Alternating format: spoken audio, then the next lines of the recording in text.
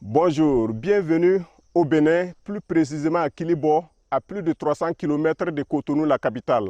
Nous sommes allés à la rencontre d'une dame. Elle produit du miel, des milliers de litres produits chaque année dans ses ruches derrière moi. Mieux, elle commercialise son produit dans des emballages exceptionnels.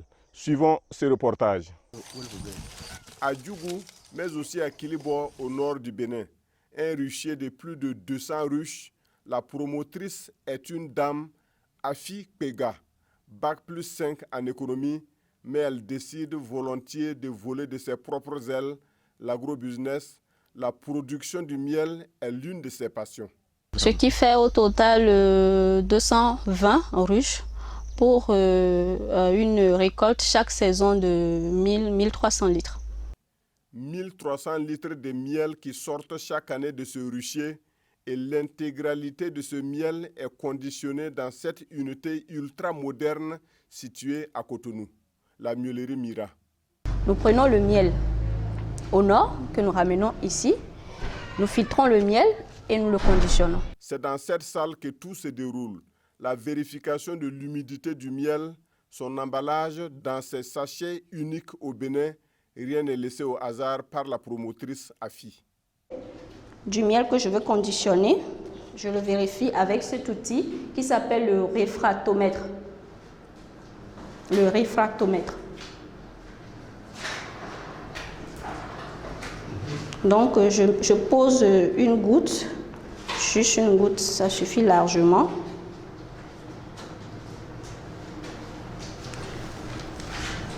Je laisse mirer. Je vérifie si le taux d'humidité est inférieur à 20%. Là, nous sommes à 18,5. C'est bon pour le conditionnement. L'intérêt de vérifier l'humidité dans le miel, c'est juste pour pouvoir permettre au miel de se conserver longtemps, c'est tout. Parce que si le taux d'humidité est supérieur à 19%, le miel ne peut pas se conserver longtemps. La qualité a un prix et la miellerie Mira n'a pas hésité à investir gros dans la production et le conditionnement du miel. Ce seul instrument d'ensachage, payé sur fonds propres à plus de 18 millions de francs CFA, permet à l'entreprise de produire des centaines de sachets par jour. Nous avions une capacité de production de 5000 sticks par jour, mais pour le début, actuellement, nous tournons autour de 900 sticks par jour. La production du miel dans les champs, son conditionnement dans cette unité et la distribution du produit, la miellerie Mira est au bout de toute la chaîne. Les pharmacies, les rayons des grandes surfaces de la capitale béninoise constituent la principale cible. Notre objectif dans ce business, c'est de pouvoir distribuer le miel un peu partout dans l'Afrique, pas seulement au Bénin, même aux États-Unis, pourquoi pas dans les grandes surfaces de distribution. À elle seule, l'unité de production du miel emploie directement une dizaine de personnes.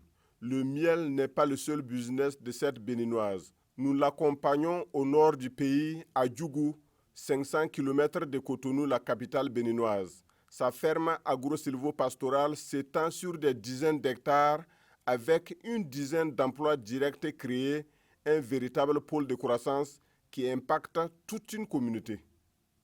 Nous sommes dans la ferme Isohana, à Djougou, plus précisément à Koumendjessi.